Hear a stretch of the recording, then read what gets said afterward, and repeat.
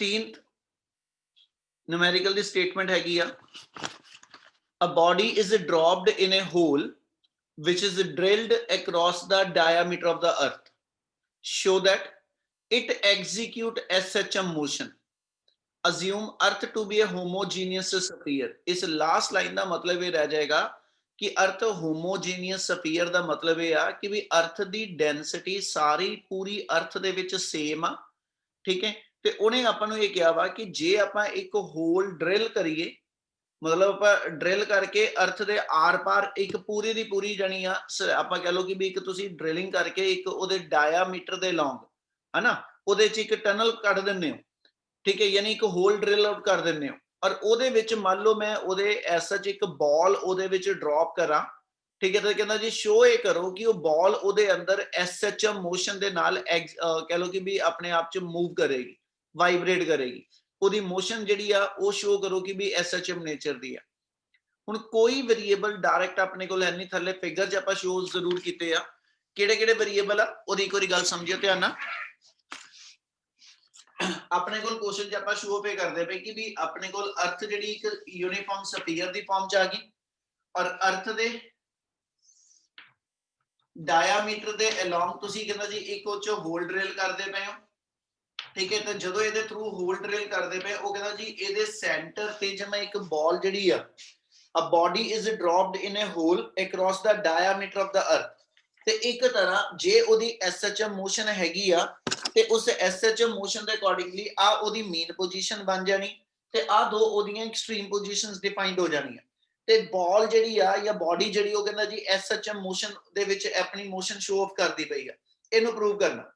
ਉਹਦੇ ਲਈ ਆਪਣੇ ਕੋਲ ਜੋ ਜੋ ਗਿਵਨ ਆ ਵੇਰੀਏਬਲ, ਰੇਡੀਅਸ ਆਫ अर्थ ਆਪਣੇ ਕੋਲ r ਗਿਵਨ ਆ, ਠੀਕ ਹੈ। ਤੇ ਜਦੋਂ ਤੁਸੀਂ ਇਹਦੇ ਵਿੱਚੋਂ SH ਇਹਦੇ ਟੌਪ ਪੁਆਇੰਟ ਤੋਂ ਆ ਮੰਨ ਲਓ ਕੋਈ ਪੁਆਇੰਟ ਆਪਾਂ ਡਿਫਾਈਨ ਕਰਦੇ ਡਿਊਰਿੰਗ ਇਟਸ ਮੋਸ਼ਨ ਜਿਹੜਾ d ਕਿਲੋਮੀਟਰ ਥੱਲੇ ਆ, ਤੇ अर्थ ਦੇ ਸੈਂਟਰ ਤੋਂ ਇਹ ਪੁਆਇੰਟ ਜਿਹੜਾ ਵਾ ਉਹ ਮੇਰੇ ਕੋਲ r - d ਡਿਸਟੈਂਸ ਤੇ ਆ ਜਾਏਗਾ। क्या इतना क्लियर है? Yes sir. चलो ਹੁਣ ਉਹਨੇ ਆਪਣੇ ਕੁਐਸਚਨ 'ਚ ਆਪਾਂ ਨੂੰ ਇਹ ਕਿਹਾ ਵਾ ਕਿ ਵੀ ਸ਼ੋ ਪੇ ਕਰੋ ਕਿ ਵੀ ਇੱਥੇ ਬਾਡੀ ਦੀ ਮੋਸ਼ਨ SHM ਆ, SHM ਦੀ ਕੀ ਕੰਡੀਸ਼ਨ ਹੁੰਦੀ ਹੈ? ਜਿਸ ਬਾਡੀ ਦੀ ਮੋਸ਼ਨ SHM ਆ ਉਹਦੀ ਕੀ ਕੰਡੀਸ਼ਨ ਸੀਗੀ?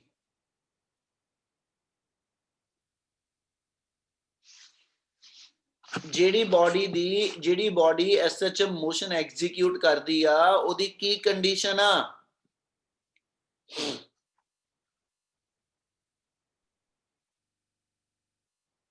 क्या किसी को नहीं पता? कांस्टेंट एम्पलीट्यूड और फिक्स्ड फ्रीक्वेंसी और क्या बाकी सारे सिर्फ सुनने लिए बैठे हैं?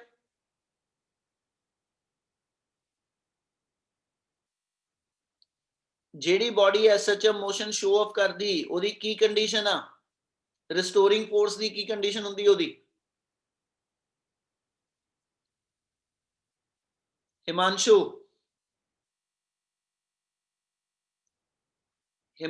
गुप्ता, मनन सर एब्सेंट है। दोबारा बोलो।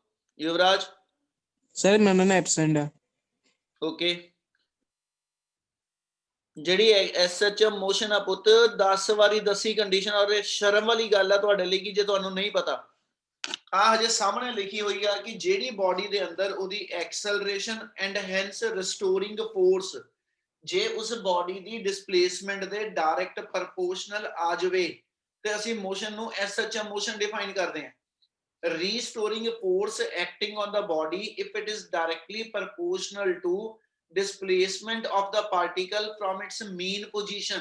ਤੁਸੀਂ ਕਹਿੰਦੇ ਜੀ ਬਾਡੀ ਦੀ ਮੋਸ਼ਨ SHM ਨੇਚਰ ਦੀ ਆ, ਕੀ ਗੱਲ ਸਮਝ ਲੱਗਦੀ ਪਈ? Yes sir. ਇਥੋਂ ਜਿਹੜਾ ਤੁਹਾਡੇ ਕੋਲ ਆ ਡਿਸਟੈਂਸ ਆ ਇਹਨੂੰ ਅਸੀਂ ਇੰਨੇ ਪੋਰਸ਼ਨ ਦੇ ਡਿਸਟੈਂਸ ਨੂੰ r - d ਜਿਹਨੂੰ ਲਿਖਦੇ ਪਏ ਇਹਨੂੰ ਅਸੀਂ y ਨਾਲ ਰਿਪਰੈਜ਼ੈਂਟ ਕਰਨ ਲੱਗੇ। ਹੁਣ ਇਹਦੀ ਕੰਡੀਸ਼ਨ ਸਮਝ ਲਿਓ ਧਿਆਨ ਨਾਲ। क्वेश्चन च वेरिएबल कोई नहीं दिता होया, ठीक है जी। आप कित्थों कंडीशन बना रहे हैं? आपको ये पता कि जदों बॉडी डेप्थ ते जांदी आ ते एक्सेलरेशन ड्यू टू ग्रेविटी ठीक है जी, वो डिक्रीज करना शुरू कर दी। Yes, sir. Yes, sir. ਆ ਕੰਡੀਸ਼ਨ ਇਹ ਕਹਿੰਦੀ ਕਿ ਜੇ SHM ਪ੍ਰੂਵ ਕਰਨਾ ਵਾ ਤੇ ਉਸ ਬੋਡੀ ਦੀ ਐਕਸਲਰੇਸ਼ਨ ਡਿਸਪਲੇਸਮੈਂਟ ਦੇ ਡਾਇਰੈਕਟ ਪ੍ਰਪੋਰਸ਼ਨਲ ਆ ਜਾਣੀ ਚਾਹੀਦੀ ਆ। ਇਹ ਕੰਡੀਸ਼ਨ ਦੇਖੋ ਬਣਾ ਕੇ, ਠੀਕ ਹੈ ਜੀ। ਇਹਦੇ ਲਈ ਆਪਣੇ ਕੋਲ ਐਕਸਲਰੇਸ਼ਨ ਜਿਹੜੀ ਇੱਥੇ ਇਨਵੋਲਵਡ ਆ ਉਹ ਐਕਸਲਰੇਸ਼ਨ ਡਿਊ ਟੂ ਗ੍ਰੈਵਿਟੀ ਵਾਲੀ ਆ, ਇਸ ਲਈ ਆਪਾਂ ਕੰਡੀਸ਼ਨ ਇਹ ਦਿੱਤੀ ਇਹਦੇ ਅੰਦਰ, we know that acceleration due to gravity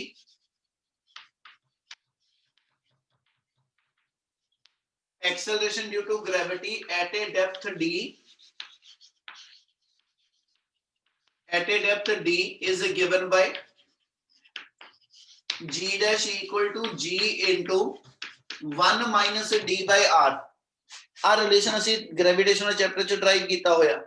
ਇਹਦੇ ਵਿੱਚੋਂ r ਨੂੰ ਜਿਹੜਾ ਵਾ ਐਸਾ ਸੋਲਵ ਕਰਕੇ ਜੇ ਆਪਾਂ ਕੰਡੀਸ਼ਨ ਦੇ ਦਈਏ g dash the formula g into r minus dy by r minus d by r, ਤੇ r minus d ਮੇਰੀ ਜਿਹੜੀ ਆ ਉਹ ਐਸਐਚ ਇਹਦੇ ਸੈਂਟਰਲ ਪੋਜੀਸ਼ਨ ਤੋਂ ਡਿਸਪਲੇਸਮੈਂਟ ਮੈਂ ਕਿਹਾ ਸੀਗਾ ਹਮੇਸ਼ਾ ਮੀਨ ਪੋਜੀਸ਼ਨ ਤੋਂ ਨੋਟ ਹੁੰਦੀ ਆ। ਜੇ ਇੱਥੇ ਕੋਈ ਬਾਡੀ ਐਸਐਚ ਮੋਸ਼ਨ ਚ ਹੋਏਗੀ ਤੇ ਆ ਉਹਦੀ ਮੇਨ ਪੋਜੀਸ਼ਨ ਆ ਉਹਦੀ ਮੇਨ ਪੋਜੀਸ਼ਨ ਆ ਤੇ ਆ ਦੋ ਉਹਦੀਆਂ ਐਕਸਟ੍ਰੀਮ ਪੋਜੀਸ਼ਨ ਆ। ਕਿਸੇ ਵੀ ਇੱਕ ਇਨਸਟੈਂਟ ਤੇ ਜਦੋਂ ਬਾਡੀ ਆ A ਪੁਆਇੰਟ ਤੇ ਹੋਏਗੀ ਤੇ ਇਹਦੀ ਮੇਨ ਪੋਜੀਸ਼ਨ ਤੋਂ ਡਿਸਪਲੇਸਮੈਂਟ ਲੈਣੀ ਹੋਵੇ ਤੇ ਉਹ r - d ਬਣ ਜੂ।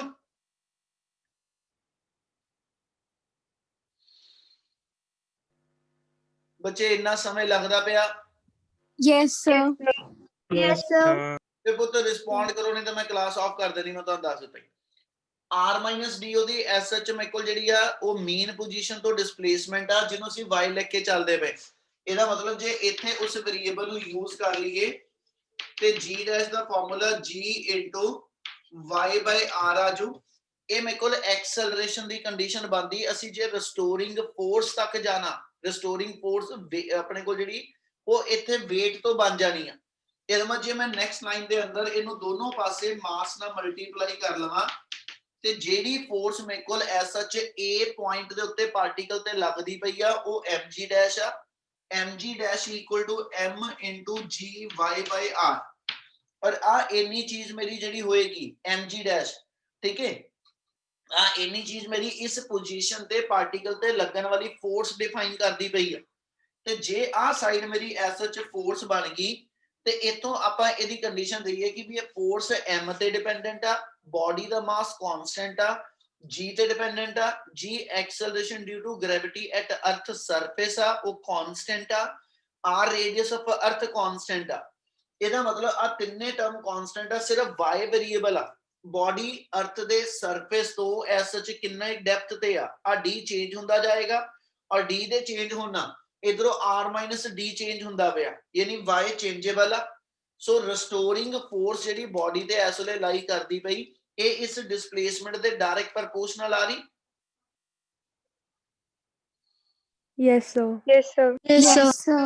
ਸੋ ਇੱਥੇ ਕੰਡੀਸ਼ਨ ਦੇ ਦਾਂਗੇ ਹੇਅਰ mg ਡੈਸ਼ ਨੂੰ ਤੁਸੀਂ f ਨਾਲ ਡਿਫਾਈਨ ਕਰ ਦਿਓ ਤੇ देयरफॉर ਸਾਡੇ ਕੋਲ ਕੰਡੀਸ਼ਨ ਬਣ ਗਈ f equal to mgy by r।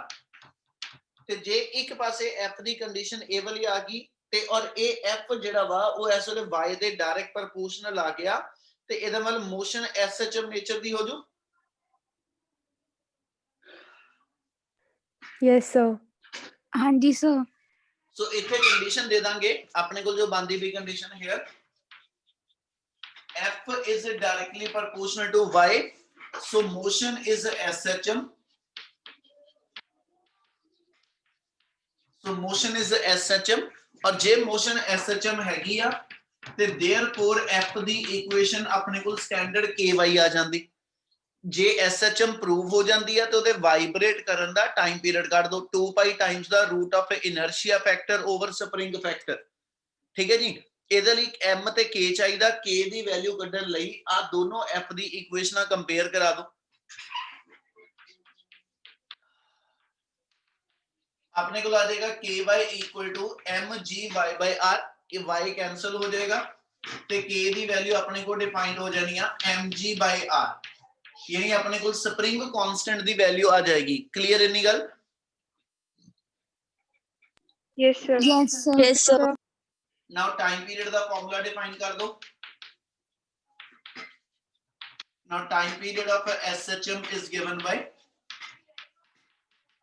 2 pi times the root of inertia factor over spring factor। spring factor k ਦੀ ਥਾਂ ਤੇ ਉਹਦੀ ਵੈਲਿਊ ਭਰ ਦਿਓ ਤੇ ਵੈਲਿਊ ਪੁੱਟ ਅਪ ਕਰ ਲਓ mg by r ਆ ਜੂ m ਕੈਂਸਲਡ ਹੋ ਜਾਏਗਾ।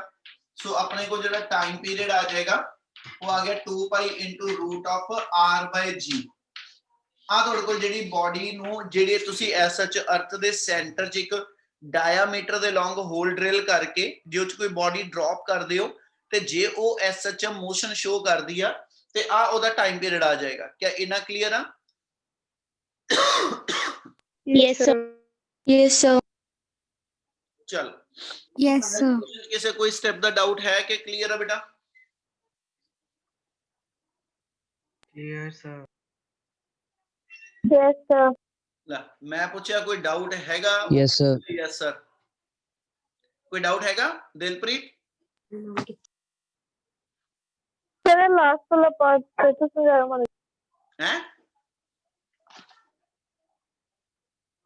Last वाला part समझाया दोबारा।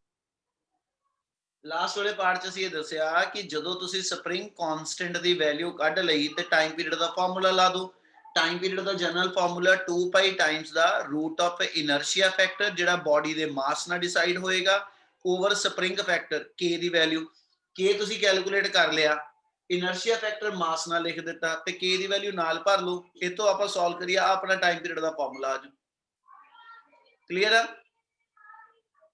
Yes, sir. ਚਲੋ ਨੈਕਸਟ ਨੂਮੈਰੀਕਲ ਹੈਗਾ ਇਸ ਸ਼ੀਟ ਦਾ ਲਾਸਟ ਨੂਮੈਰੀਕਲ ਆ spring of spring constant k 2k 4k 8k and so on. ਠੀਕ ਹੈ, they are connected in series. ਤੁਹਾਡੇ ਕੋਲ S H infinite number of ਕਹਿੰਦਾ ਜੀ ਸਪਰਿੰਗਸ ਨੇ ਜਿਹੜੇ ਸੀਰੀਜ਼ ਦੇ ਵਿੱਚ ਤੁਸੀਂ ਕਨੈਕਟ ਕੀਤੇ ਆ। A mass of m kilogram is attached to lower end of the last spring and system is allowed to vibrate। ठीक है, ਤੁਸੀਂ ਐਸਐਚ ਇੱਕ ਲਾਈਨ ਦੇ ਅੰਦਰ ਸਪਰਿੰਗ ਲਾਈ ਜਾਂਦੇ ਹੋ। ਪਹਿਲਾ ਸਪਰਿੰਗ ਆ ਗਿਆ, ਦੂਜਾ ਸਪਰਿੰਗ ਆ ਗਿਆ, ਤੀਜਾ ਸਪਰਿੰਗ ਆ ਗਿਆ। ਇਹਨਾਂ ਚੋਂ ਜਿਹੜਾ ਲਾਸਟ ਸਪਰਿੰਗ ਆ ਉਹਦੇ ਨਾਲ ਅਸੀਂ ਕਹਿੰਦੇ ਜੀ ਇੱਕ ਬਲੌਕ ਜਿਹੜਾ ਉਹ ਅਟੈਚ ਕਰ ਦਿੱਤਾ।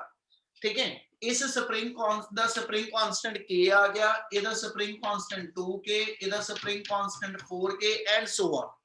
ਇਸ ਵੇ ਨਾਲ ਤੁਸੀਂ ਨੰਬਰ ਆਫ ਸਪਰਿੰਗ ਜਿਹੜੇ ਨੇ ਉਹ ਸੀਰੀਜ਼ 'ਚ ਜੋੜੇ ਔਰ ਲਾਸਟ ਸਪਰਿੰਗ ਦੇ ਨਾਲ ਇੱਕ ਬਲੌਕ ਅਟੈਚ ਕਰਤਾ m ਮਾਸ ਦਾ ਔਰ ਇਹਨੂੰ ਸਾਰੇ ਸਿਸਟਮ ਨੂੰ ਤੁਸੀਂ ਵਾਈਬ੍ਰੇਟ ਕਰਨਾ ਛੱਡ ਦਿੱਤਾ ਤੇ ਉਹਨੇ ਕਿਹਾ ਜੀ ਟਾਈਮ ਪੀਰੀਅਡ ਆਫ ਆਸੀਲੇਸ਼ਨ ਕੱਢੋ। ਕਿੱਦਾਂ ਕਰਾਂਗੇ ਕੁਐਸਚਨ ਨੂੰ?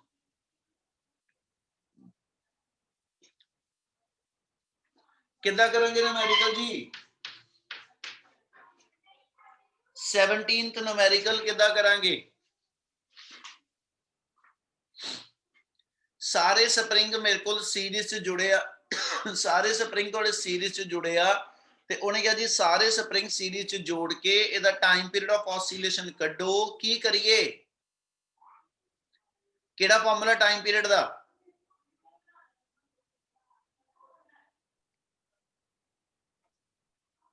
टाइम पीरियड दा केड़ा फार्मूला स्प्रिंग वाले केस च लगना?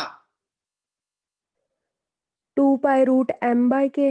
बिल्कुल 2 pi root m by k। k ਉਹਦੇ ਚੋਂ ਕਿੱਥੋਂ ਬਣਾ ਦਾਂਗੇ? ਸਪਰਿੰਗ ਕਿੱਦਾਂ ਜੁੜੇ ਸਾਡੇ? Series। ਤੇ ਸੀਰੀਜ਼ ਚ ਸਪਰਿੰਗ ਕਾਂਸਟੈਂਟ ਰੈਸਿਪਰੋਕਲ ਐਡ ਹੁੰਦੇ ਆ? Yes, sir. Yes, sir। ਇਹਦਾ ਮਤਲਬ ਤੁਸੀਂ ਇਨਫਾਈਨਾਈਟ ਨੰਬਰ ਆਫ ਸਪਰਿੰਗ ਜਿਹੜੇ ਨੇ ਉਹ ਰੈਸਿਪਰੋਕਲ ਚ ਬੇਟਾ ਐਸ ਐਚ ਉਹਨਾਂ ਦੇ ਸਪਰਿੰਗ ਕਾਂਸਟੈਂਟ ਜੋੜਦੇ ਜਾਓਗੇ। ਸਿਰਫ ਇਹਦੇ ਚ ਨੋਟ ਕਰਨ ਵਾਲੀ ਚੀਜ਼ ਜਿਹੜੀ ਆ ਉਹ ਸਪਰਿੰਗ ਕਾਂਸਟੈਂਟ ਦੀ ਵੈਲਿਊ ਬਣਾਣੀ ਆ। ਵੀ ਨੋ ਦਾ ਟਾਈਮ ਪੀਰੀਅਡ ਦਾ ਫਾਰਮੂਲਾ ਆਪਣੇ ਕੋਲ ਆ ਗਿਆ 2 pi into root of m by k। ks ਜਿਹੜਾ ਆ ਸਾਰੇ ਸੀਰੀਜ਼ ਸਪਰਿੰਗਸ ਤੋਂ ਆ ਜਾਏਗਾ। m ਬਲੌਕ ਦਾ ਮਾਸ ਆ ਜਿਹੜਾ ਇਨਰਸ਼ੀਆ ਫੈਕਟਰ ਬਣਾਏਗਾ ਤੇ 1 by ks ਦੀ ਵੈਲਿਊ ਬਣਾਉਣ ਲਈ 1 by ks the value ਬਣਾਵਾਂਗਾ 1 by k plus 1 by 2k plus 1 by 4k plus 1 by 8k plus ਕਹਿੰਦਾ ਜੀ ਸੋ ਔਨ। ਹੁਣ ਇਹਨਾਂ ਸਾਰਿਆਂ ਦੇ ਵਿੱਚੋਂ ਚੱਲੀਏ ਤੇ 1 by ks ਐਸਾ ਚ ਲਿਖ ਲਓ 1 by k ਕਾਮਨ ਕੱਢ ਦਿਓ 1 plus 1 by 2 plus 1 by 4 plus 1 by 8 and so on। ਆ मैं एज सच सारी टर्म ऐड करनी आ, केड़ा मैथड होएगा नॉन मेडिकल वाले हो? GP series. ये केड़ी सीरीज बनी? GP. जीपी। मेडिकल वाला केड़ा ने ना? मेडिकल वाला केड़ा बैठा है इस वेले ने ना? Sir. Sir. Okay Sir. हुण सुनो ध्यान ना, मैथ दे विच 10th विच एपी सीरीज पढ़ी सी? Yes, sir. Yes, sir. Yes, sir. ਆਪਾਂ ਕਹਿੰਦੇ ਕਿ ਵੀ ਜੇ ਮੇਰੇ ਕੋਲ ਟਰਮ ਇਸ ਵੇ ਨਾ 1 + 2 + 3 + 4 ਐਂਡ ਸੋ ਔਨ ਆਪਣੇ ਕੋਲ ਟਰਮਸ ਆਂਦੀਆਂ, ਅਸੀਂ ਕਹਿੰਦੇ ਸੀ ਉੱਥੇ ਅਸੀਂ ਕੀ ਕਰਦੇ ਆ ਕਿ ਵੀ ਇਹਨਾਂ ਦੀ ਸਮ ਆਫ ਇਨਫਾਈਨਾਈਟ ਟਰਮ ਐਡ ਕਰਨੀਆਂ ਜਾਂ n ਟਰਮਸ ਐਡ ਕਰਨੀਆਂ, ਉਹ ਏਪੀ ਸੀਰੀਜ਼ ਦੀ ਕੰਡੀਸ਼ਨ ਬਣ ਜਾਂਦੀ ਸੀ ਕਿ ਵੀ ਇਹਨਾਂ ਦੇ ਡਿਫਰੈਂਸ ਜਿਹੜੇ ਉਹ ਉਹਦੇ ਬੇਸ ਦੇ ਉੱਤੇ ਅਸੀਂ ਐਸੇ ਸੀਕੁਐਂਸ ਇਹਦਾ ਡਿਸਾਈਡ ਕਰਦੇ ਆ। ਇਸੇ ਵੇ ਨਾ ਇੱਥੇ ਜੇ ਮੈਂ ਟਰਮ ਲੈ ਕੇ ਚੱਲਾਂ ਤੇ ਇਹਨਾਂ ਸਾਰਿਆਂ 'ਚ ਇੱਕ ਸਿਮੈਟਰੀ ਨੋਟ ਕਰੋ, ਹਰ ਅਗਲੀ ਟਰਮ ਜਿਹੜੀ ਆਪਣੀ ਨੈਕਸਟ ਟਰਮ ਆਂਦੀ ਜਾ ਰਹੀ ਆ ਉਹਦਾ ਡਿਨੋਮੀਨੇਟਰ ਜਿਹੜਾ ਵਾ, ਠੀਕ ਹੈ, ਉਹ ਆਪਣੇ ਤੋਂ ਪਿਛਲੀ ਟਰਮ ਤੋਂ ਡਬਲ ਹੋ ਰਿਹਾ, ਟਰਮ ਆਪਣੇ ਆਪ 'ਚ ਪਿਛਲੇ ਨਾਲੋਂ ਹਾਫ ਹੁੰਦੀ ਜਾ ਰਹੀ ਆ। 1 ਦਾ ਹਾਫ 1/2, 1/2 ਦਾ ਹਾਫ 1/4, 1/4 ਦਾ ਹਾਫ 1/8, ਯਾਨੀ ਇਹ ਸਾਰੇ ਜਿਹੜੀਆਂ ਟਰਮਸ ਨੇ ਇੱਕ ਸੀਕੁਐਂਸ ਦੇ ਵਿੱਚ ਹੀ ਆਂਦੀਆਂ ਪਈਆਂ, ਪਰ ਇਹਨਾਂ ਦੇ ਅੰਦਰ ਇਹਨਾਂ ਦੇ ਡਿਫਰੈਂਸ ਨਹੀਂ ਸੇਮ ਆ ਰਹੇ। ਇਹਨਾਂ ਦੇ ਅੰਦਰ ਇਹਨਾਂ ਦੀ ਰੇਸ਼ੋ ਜੇਕਰ ਮੈਂ ਕੱਢਣੀ ਹੋਵੇ, ਸੈਕਿੰਡ ਟਰਮ ਦੀ ਫਰਸਟ ਟਰਮ ਨਾਲ ਰੇਸ਼ੋ, थर्ड टर्म ਦੀ ਸੈਕਿੰਡ ਟਰਮ ਨਾਲ ਰੇਸ਼ੋ, ਫੋਰਥ ਟਰਮ ਦੀ ਥਰਡ ਟਰਮ ਨਾਲ ਰੇਸ਼ੋ, ਯਾਨੀ ਜੇਕਰ ਮੈਂ ਨਾਲ ਵਾਲੀਆਂ ਟਰਮਸ ਦੀ ਰੇਸ਼ੋ ਕੱਢਣੀ ਹੈ ਨਾ ਤੇ ਇਹਨਾਂ 'ਚ ਰੇਸ਼ੋ ਉਹਨਾਂ ਦੀ ਸੇਮ ਆਂਦੀ ਆ। ਸਿਰਫ ਇੱਕ ਫਾਰਮੂਲਾ ਆਣਾ ਚਾਹੀਦਾ, ਨॉन ਮੈਡੀਕਲ ਵਾਲਿਆਂ ਨੇ ਪੜਿਆ ਹੋਇਆ, ਮੈਡੀਕਲ ਵਾਲੇ ਇਸ ਫਾਰਮੂਲੇ ਨੂੰ ਯਾਦ ਰੱਖ ਲਿਓ, ਠੀਕ ਹੈ। ਫਾਰਮੂਲਾ ਆਂਦਾ ਹੋਊਗਾ ਤੇ 1 ਨੰਬਰ ਦੇ 1 ਮਿੰਟ ਦੇ ਵਿੱਚ ਕੁਐਸਚਨ ਖਤਮ ਹੋ ਜਾਣਾ ਬੇਟਾ। So sum of infinite numbers in GP series, ਠੀਕ ਹੈ, ਇਹਨੂੰ ਅਸੀਂ ਜਿਓਮੈਟ੍ਰਿਕ ਪ੍ਰੋਗਰੈਸਿਵ ਸੀਰੀਜ਼ ਕਹਿ ਦਿੰਨੇ ਆ। ਜਿੱਦਾਂ ਉਹ ਅਰਿਥਮੈਟਿਕ ਪ੍ਰੋਗਰੈਸਿਵ ਸੀਰੀਜ਼ ਆਂਦੀ ਆ, ਡਿਫਰੈਂਸ ਤੋਂ ਬਣਦੀ ਆ, ਇਹ ਮੇਰੇ ਕੋਲ SH GP geometric progressive series ਬਣ ਜਾਂਦੀ ਆ। ਤੇ ਇਹਦੇ ਅੰਦਰ ਜੇ ਮੇਰੇ ਕੋਲ ਕੰਡੀਸ਼ਨ ਆ ਲਾਵਾਂ, we know that sum of infinite terms in GP, ਠੀਕ ਹੈ, GP ਦੇ ਵਿੱਚ ਮੈਂ ਇਨਫਾਈਨਾਈਟ ਟਰਮ ਐਡ ਕਰਨੀ ਆ ਤੇ ਮੇਰੇ ਕੋਲ ਸਮ ਆਫ ਇਨਫਾਈਨਾਈਟ ਟਰਮ ਦਾ ਫਾਰਮੂਲਾ, ਹਾਂਜੀ ਨॉन ਮੈਡੀਕਲ ਵਾਲੇ, नॉन मेडिकल A/1 - बिल्कुल इथे फॉर्मूला लग जाएगा A/1 - R। A क्या जाएगा मेडिकल वाले, A क्या जाएगा जो फर्स्ट टर्म नु, और R क्या जाएगा जेडी कॉमन रेशो आएगी। 1/2 नु 1 ਨਾਲ डिवाइड कर लो, 1/2 रेशो बन गई। 1/4 नु 1/2 ਨਾਲ डिवाइड कर लो, 1/2 आ गया। ਇਹਦਾ मतलब सेकंड नु फर्स्ट टर्म ਨਾਲ डिवाइड करके, ठीक है जी, ਤੇ ਆਪਣੇ ਕੋਲ ਜਿਹੜੀ ਰੇਸ਼ੋ ਆਂਦੀ ਆ ਉਹ ਮੇਰਾ R ਬਣ ਜਾਂਦਾ। ਕਿਆ ਮੈਡੀਕਲ ਵਾਲਿਆਂ ਨੂੰ ਗੱਲ ਸਮਝ ਆਈ? Yes, Yes, sir. ਸੋ Yes, sir. ਇਸ ਕੇਸ ਦੇ ਅੰਦਰ A ਦੀ ਵੈਲਿਊ 1 ਵਾ, R ਦੀ ਵੈਲਿਊ ਆਪਣੇ ਕੋਲ 1/2 ਆ। ਦੋਨੋਂ ਚੀਜ਼ਾਂ ਇੱਥੇ ਪੁੱਟ ਅਪ ਕਰ ਲਓ ਤੇ ਆਪਣੇ ਕੋਲ ਐਸ ਸਪਰਿੰਗ ਕਾਂਸਟੈਂਟ ਦੀ ਵੈਲਿਊ ਇਨਫਾਈਨਾਈਟ ਟਰਮ ਲਈ ਆ ਜਾਏਗੀ। देयरफॉर ਆਪਣਾ 1/ks ਜਿਹੜਾ ਵਾ ਉਹਦੀ ਵੈਲਿਊ 1/k ਇਨਟੂ A ਦੀ ਥਾਂ ਤੇ 1/1 ਮਾਈਨਸ 1/2, ਤੇ ਇੰਨੀ ਚੀਜ਼ ਨੂੰ ਸੋਲਵ ਕਰ ਲਾ। 1 ਚੋਂ ਹਾਫ ਮਾਈਨਸ ਕਰੀਏ, ਹਾਫ ਆ ਜਾਏਗਾ, ਹਾਫ ਉੱਪਰ ਜਾ ਕੇ 2 ਬਣ ਜਾਣਾ, ਯਾਨੀ ਸਾਰੀ ਟਰਮ ਦੀ ਵੈਲਿਊ 2/k ਬਣ ਗਈ। ਕਿਆ ਇਹਨਾਂ ਕਲੀਅਰ ਆ? Yes, sir. yes, sir. Yes, sir. ਇਹ 1/ks ਦੀ ਵੈਲਿਊ ਆ ਗਈ। ਇਸ ਵੈਲਿਊ ਨੂੰ ਲਿਆ ਕੇ ਆਪਣੇ ਟਾਈਮ ਪੀਰੀਅਡ ਦੇ ਫਾਰਮੂਲੇ 'ਚ ਇੱਥੇ ਪੁੱਟ ਕਰ ਦਾਂਗੇ। ਇੱਥੇ ਇਹਨੂੰ ਸਬਸਟੀਟਿਊਟ ਕਰ ਦੋ, ਪੁੱਟ ਇਨ 1, ठीक है जी। तो देयरफॉर ਸਾਡੇ ਕੋਲ टाइम पीरियड ਦਾ ਫਾਰਮੂਲਾ 2π into m/ks, ठीक है। ਤੇ ਆਪਣੇ ਕੋਲ ਜਿਹੜੀ ks ਦੀ ਵੈਲਿਊ k/2 ਬਣ ਜਾਣੀ, ਯਾਨੀ ਆਪਣੇ ਕੋਲ ਇੱਥੇ k/2 ਆ। ਮੇਰੇ ਕੋਲ ਐਸਐਚ ਕਹਿੰਦਾ ਜੀ ਜਿਹੜਾ ਇਨਫਾਈਨਾਈਟ ਸਪਰਿੰਗ ਜਿਹੜੇ ਸੀਰੀਜ਼ ਚ ਕਨੈਕਟਡ ਆ ਉਹਦਾ ਐਸਐਚ ਟਾਈਮ ਪੀਰੀਅਡ ਦੀ ਵੈਲਿਊ ਆ ਜਾਏਗੀ। ਕਿਆ ਇਹਨਾਂ ਕਲੀਅਰ ਆ? Yes, sir. Yes, sir. ਕਿਆ ਸਾਰਿਆਂ ਨੂੰ ਸਮਝ ਲੱਗਿਆ ਜੀ? Yes, sir. Yes, sir. चलो, if splash is heard 4.23 second after a stone is dropped into a well which is 78.4 meter deep, then find the velocity of sound in air। समझने वाली चीज क्वेश्चन च की कही उन्हें ਕਿ ਵੀ ਪਾਣੀ ਦੇ ਵਿੱਚ ਤੁਸੀਂ ਇੱਕ ਸਟੋਨ ਡ੍ਰੌਪ ਕੀਤਾ, ਠੀਕ ਹੈ, ਤੇ ਪਾਣੀ ਤੇ ਵੱਜ ਕੇ ਸਟੋਨ ਦੀ ਜਿਹੜੀ ਆਵਾਜ਼ ਆਈ ਹੈ ਜਿਹਨੂੰ ਸਪਲੈਸ਼ ਕਹਿੰਦੇ ਪਏ ਸੀ, ਉਹ ਮੈਨੂੰ 4.23 ਸੈਕਿੰਡ ਬਾਅਦ ਸੁਣੀ ਆ, ਠੀਕ ਹੈ, ਜਦੋਂ ਤੁਸੀਂ ਸਟੋਨ ਡ੍ਰੌਪ ਕੀਤਾ ਸੀ। ਹੁਣ ਇਹਦੇ ਵਿੱਚ ਉਹਨੇ ਪੁੱਛਿਆ ਇਹ ਆ ਕਿ ਸਾਊਂਡ ਦੀ ਵੈਲੋਸਿਟੀ 에ਅਰ 'ਚ ਕਿੰਨੀ ਹੋਏਗੀ। ਹੁਣ ਇਹ 'ਚ ਕਿਹੜੀ ਕਿਹੜੀ ਵੈਲੋਸਿਟੀ ਇਨਵੋਲਵਡ ਆ ਜੀ?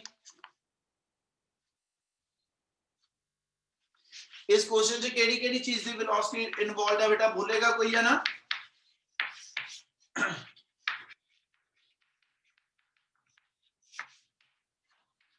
बच्चे फर्स्ट न्यूमेरिकल च जे किसी नु आइडिया हैगा ते एक बारी बोलो जरूर कि भी पानी दे विच मैं इथों खड़ के स्टोन ड्रॉप कीता, ठीक है जी, स्टोन पानी नु कहंदा पहलो जाके टच करेगा, एक ए वेलोसिटी स्टोन दी आ जानी आ पानी दे उत्ते वजन दी, उस तो बाद पानी ते जदों स्टोन टच कर गया वो तो साउंड वेव प्रोड्यूस हुई आ, ठीक है, ते फिर साउंड उस कह लो कि भी वेल दे थ्रू बाहर आई आ, ਇਹਦਾ ਮਤਲਬ ਇੱਕ ਸਾਊਂਡ ਦੀ ਸਪੀਡ ਆ, ਉਹਨੇ ਆਪਾਂ ਨੂੰ ਸਾਊਂਡ ਦੀ ਸਪੀਡ ਪੁੱਛੀ ਆ, ਤੇ ਹੁਣ ਸਾਊਂਡ ਦੀ ਸਪੀਡ ਕੱਢਣ ਲਈ ਆਪਾਂ ਕਿਹੜੇ ਮੈਥਡ ਨੂੰ ਇਹਦੇ ਚ ਯੂਜ਼ ਕਰੀਏ, ਕਿੱਦਾਂ ਕਰਾਂਗੇ ਇਸ ਕੁਐਸਚਨ ਨੂੰ? ਕੋਈ ਵੀ ਜਿਹਦੇ ਦਿਮਾਗ ਚ ਆਈਡੀਆ ਬੋਲੋ ਪਹਿਲਾਂ।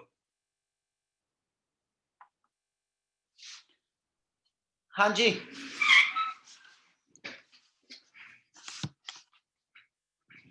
बोलेगा कोई है ना? सर डिस्टेंस अपॉन टाइम से आ जाएगी वेलोसिटी। डिस्टेंस कितना लवांगे? 78.4 मीटर। टाइम कितना लवांगा बेटा? सर टाइम जैसे हमें दो इंटरवल्स का गिवन है T1 और T2 का, तो पहले T1 निकालेंगे उसके बाद T2 की वैल्यू निकाल लेंगे। T1 T2 केड़ा टाइम आ गया? और सबसे पहले तो जिसमें स्टोन गिराते हैं वेल के अंदर वो T1 आ गया, और जो साउंड वेव दोबारा निकलती है वो T2 का टाइम आ गया। बिल्कुल ठीक, बिल्कुल ठीक है। पहलों इथों मेरे हाथ तो आ जे मान लो कि भी जेड़ा मेरा हाथ दी सरफेस आ ये 78.4 मीटर होवे, पहलों तो स्टोन आ 78.4 मीटर थल्ले गया वा, एक इनू टाइम लग्या, इस तो बाद स्टोन इत्थे जदों टकराया उदों इत्थे साउंड दी आवाज जेड़ी साउंड प्रोड्यूस हुई है स्टोन दी, ठीक है जी, पानी दे है ना, वो स्टोन तो साउंड दी आवाज जेड़ी एमिट हुई ओने 78.4 मीटर ऊपर आना फिर मेरे कान ते पहुंची है। ਆਪਾਂ ਇਹ ਮੰਨ ਕੇ ਚੱਲਦੇ ਕਿ ਵੀ ਮੈਂ ਕੰਨ ਜਿਹੜਾ ਵਾ ਮੇਰੇ ਕੰਨ ਤੋਂ ਜਿਹੜਾ ਖੂਹ ਦੀ ਸਰਫੇਸ ਆ, ਵੈਲ ਦੀ ਜਿਹੜੀ ਸਰਫੇਸ ਆ ਹਨਾ, ਵੈਲ ਦਾ ਟੌਪ ਆ ਜਿਹੜਾ, ਠੀਕ ਹੈ ਜੀ, ਉਹ ਐਸ ਸੱਚ ਇਹਦਾ ਗੈਪ ਕੋਈ ਨਹੀਂ ਲੈ ਰਿਹਾ। ਗੱਲ ਸਮਝ ਲੱਗਦੀ ਵੀ ਜੋ ਕਹਿ ਰਿਹਾ ਬੇਟਾ? Yes sir. ਰਿਪੀਟ ਕਰਿਓ। ਉਹ ਤੇ ਇਹ ਚ ਸਮਝਣ ਵਾਲੀ ਚੀਜ਼ ਆ ਹੈਗੀ ਆ ਕਿ ਜਦੋਂ ਆਪਾਂ ਆ ਲੈ ਕੇ ਚੱਲੀਏ ਕਿ ਵੀ ਆ ਮੇਰੇ ਕੋਲ ਕੋਈ ਵੈਲ ਵਾ, ਠੀਕ ਹੈ ਜੀ, ਇਸ ਵੈਲ ਦੇ ਅੰਦਰ ਇੱਥੇ ਤੱਕ ਪਾਣੀ ਭਰਿਆ ਹੋਇਆ,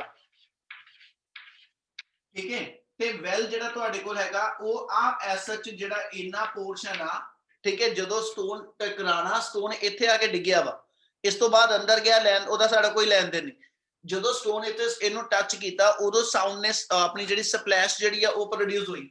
ਇਹਦਾ ਮਤਲਬ ਪਹਿਲਾਂ 78.4 ਮੀਟਰ ਆ ਮੇਰੇ ਕੋਲ ਸਟੋਨ ਥੱਲੇ ਜਾਊਗਾ,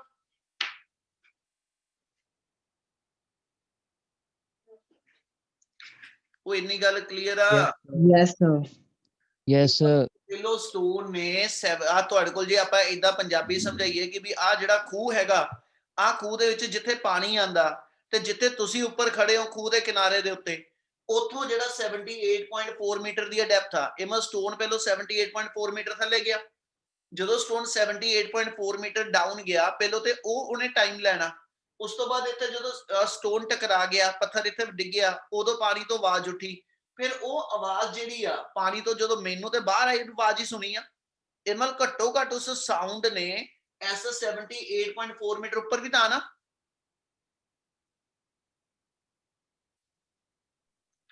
Yes, sir.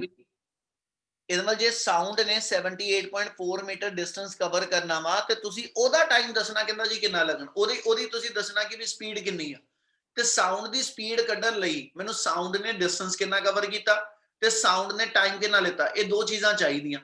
ਉਹਦੇ ਵਾਸਤੇ ਸਾਊਂਡ ਨੇ ਡਿਸਟੈਂਸ ਤਾਂ ਮੈਨੂੰ ਪਤਾ 78.4 ਮੀਟਰ ਕਵਰ ਕਰਨਾ, ਅਸੀਂ ਇਹ ਮੰਨ ਕੇ ਚੱਲਦੇ ਵੀ ਕਿ ਇੱਥੇ ਆਪਾਂ ਕੰਨ ਲਾਇਆ ਹੋਇਆ ਆਪਣਾ, ਇੱਥੇ ਮੇਰੇ ਕੰਨ ਦੇ ਉੱਤੇ ਮੈਨੂੰ ਆਵਾਜ਼ ਜਿਹੜੀ ਉਹ ਆ ਗਈ, ਠੀਕ ਹੈ ਨਾ, ਇਹਦਾ ਮਤਲਬ ਆਪਾਂ ਇਸ ਤੋਂ ਪਰੇ ਵੀ ਖੜੇ ਤੇ ਆਪਾਂ ਉਹਦਾ ਡਿਸਟੈਂਸ ਨਹੀਂ ਲੈ ਰਹੇ, ਆਪਾਂ ਇਹ ਲੈ ਕੇ ਚੱਲ ਰਹੇ ਕਿ ਜਿਹੜਾ ਸਾਊਂਡ ਨੇ ਡਿਸਟੈਂਸ ਟਰੈਵਲ ਕੀਤਾ ਵਾ ਉਹ 78.4 ਮੀਟਰ ਆ, ਠੀਕ ਹੈ, ਤੇ ਜਿੰਨੇ ਟਾਈਮ ਚ ਕਵਰ ਕੀਤਾ ਉਹ ਟਾਈਮ ਇੰਪੋਰਟੈਂਟ ਆ ਕਿੰਨਾ ਵਾ, 4.23 ਸੈਕਿੰਡ ਜਿਹੜਾ ਵਾ ਉਹ ਟਾਈਮ ਤੁਹਾਡੇ ਇੱਥੋਂ ਲੈ ਕੇ ਥੱਲੇ ਦਾ ਪਲੱਸ ਥੱਲੇ ਉਹ ਸਾਊਂਡ ਦਾ ਟਕਰਾ ਕੇ ਵਾਪਸ ਜਾਣਾ, ਇਹ ਸਾਰਾ ਮਿਲਾ ਕੇ ਟਾਈਮ ਆ। ਉਹਦੇ ਵਿੱਚੋਂ ਤੁਸੀਂ ਇਹ ਕੱਢ ਦਿਓ ਕਿ ਸਾਊਂਡ ਨੂੰ ਸੱਚ ਸਟੋਰ ਨੂੰ ਥੱਲੇ ਆਉਣ ਲਈ ਕਿੰਨਾ ਟਾਈਮ ਲੱਗਿਆ। ਜਿੰਨਾ ਟਾਈਮ ਸਟੋਰ ਨੂੰ ਥੱਲੇ ਆਉਣ ਨੂੰ ਲੱਗਿਆ ਉਹ ਟਾਈਮ ਐਸਾ ਛੱਡ ਦਵਾਂ, ਬਾਕੀ ਦਾ ਟਾਈਮ ਮੇਰੇ ਕੋਲ ਜਿਹੜਾ ਸਾਊਂਡ ਦੀ ਸਪੀਡ ਦਾ ਵਾ। ਕਿਆ ਇੰਨੀ ਗੱਲ ਕਲੀਅਰ ਆ? Yes, sir. Yes, sir. ਸੋ ਇਹਦੇ ਅੰਦਰ ਜੇ ਆਪਾਂ ਕੁਐਸਚਨ ਨੂੰ ਬਣਾਉਣਾ ਤੇ ਪਹਿਲਾਂ ਆਪਾਂ ਆਹ ਟਾਈਮ ਕੱਢ ਲਈਏ ਕਿੰਨਾ ਹੋਏਗਾ, ਫਿਰ ਵਾਪਸੀ ਦੇ ਟਾਈਮ ਨੂੰ T2 ਕਹਿ ਲਾਂਗੇ। ਠੀਕ ਹੈ ਜੀ। We know that time taken by a stone to ਕਹਿੰਦਾ ਜੀ fall on water surface,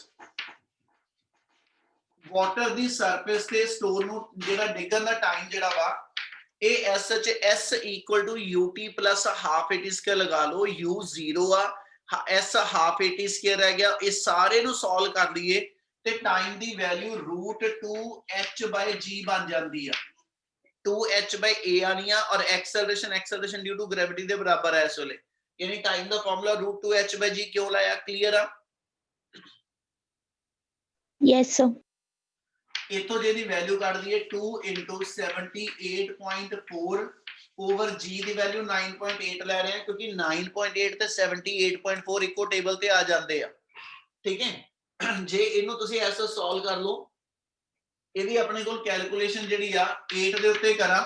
ਠੀਕ ਹੈ। ਤੇ 8 ਦਾ ਆਪਣੇ ਕੋਲ ਆ ਗਿਆ 64, 8 9 ਦਾ 72 ਪਲੱਸ ਕਿੰਨਾ ਜੀ 4 78.4 ਯਾਨੀ ਇਹਦੇ ਨਾਲ ਕਟਿੰਗ ਕਰਨੀ ਹੋਵੇ ਤੇ ਆ 8 ਬਣ ਗਿਆ, 8 ਦਾ 16 ਟਾਈਮ ਆ ਜਾਣਾ 4 ਸੈਕਿੰਡ। ਇਹਦਾ ਮਤਲਬ ਸਟੋਰ ਨੂੰ ਐਸ 78.4 ਮੀਟਰ ਥੱਲੇ ਆਉਣ ਵਾਸਤੇ ਜਿਹੜਾ ਟਾਈਮ ਲੱਗਿਆ ਉਹ 4 ਸੈਕਿੰਡ ਆ ਤੇ ਆਵਾਜ਼ ਨੂੰ ਇੱਥੋਂ ਉੱਪਰ ਜਾਣ ਨੂੰ ਜਿਹੜਾ ਟਾਈਮ ਲੱਗਿਆ ਉਹ ਬਾਕੀ ਦਾ ਬਚਿਆ ਹੋਇਆ ਟਾਈਮ ਆ। Therefore, time taken by sound, ठीक है जी, वो मेरे को आ गया, ਉਹਨੂੰ ਆਪਾਂ T2 ਲਿਖਦੇ ਪਏ ਔਰ ਉਹਦੀ ਵੈਲਿਊ ਆ ਗਈ 4.23 ਮਾਈਨਸ 4 ਇਕੁਅਲ ਟੂ 0.23 ਸੈਕਿੰਡ। क्या वैल्यू क्लियर है? कितना बनाती है ਆਪਾਂ? Yes, sir. तो ये Yes. अपने कोल टाइम आ गया साउंड दा। जे साउंड दा टाइम आ गया, साउंड दा डिस्टेंस भी पता, सो वेलोसिटी ऑफ साउंड कढ दांगे। नाउ